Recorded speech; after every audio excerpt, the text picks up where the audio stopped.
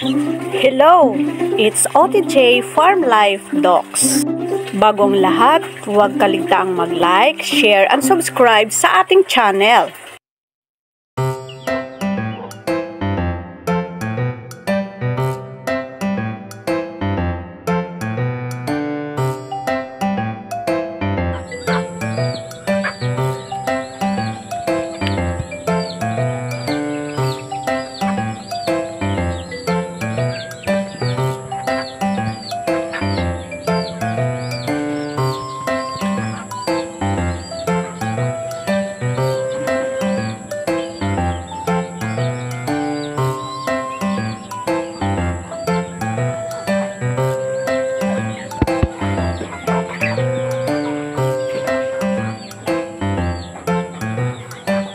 Once again, good morning, good day, good evening sa ating mga kadoks.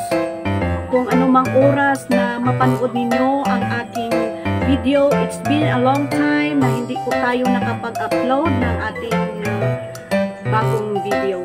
But I see to it na pinap-follow o nagpapatuloy pa din tayo ng pagbibigay ng ating suporta sa mga iilan lang naman na mga loyal friends natin na tumatangkilik din rather ng ating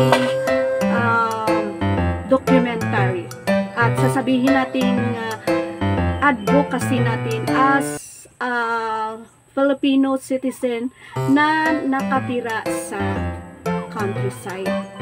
Isa na doon yung ating pag-aalaga ng mga native chickens. Recap lang po natin. Kung natatandaan natin, tayo ay nagsimula lamang sa ilang inahin at isang rooster.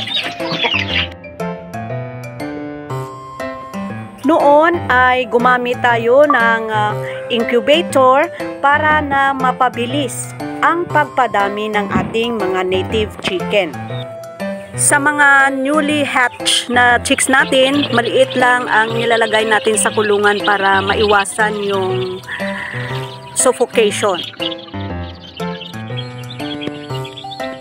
After 45 days or 2 months, ay tinatry natin na palabasin sa kulungan ang ating mga alagang sisiw para unti-unting ma-adapt ang buhay outside the cage.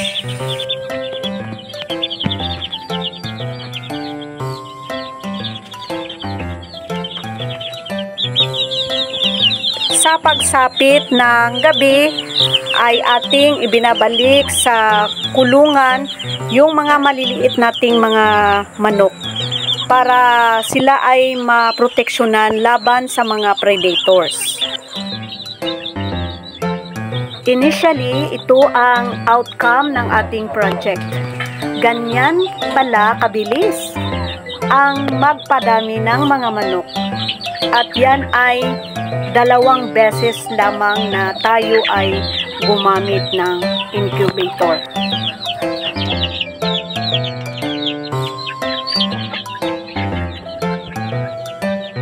Itong hobby na ito mga kadoks ay kayang gawin ng kahit sinuman na nanaisin mo o nila na mag-alaga din ng mga native chicken.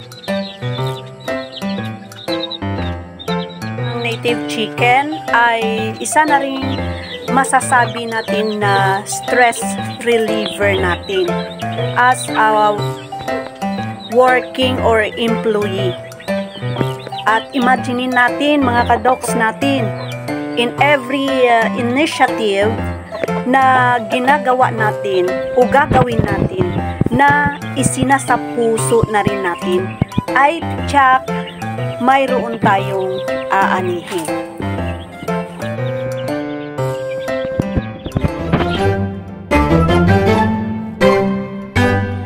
Wala po tayong incubator. Aside from that, anong gagawin natin para mapadami ang ating mga manok? Yan ay aabangan natin sa susunod na video natin.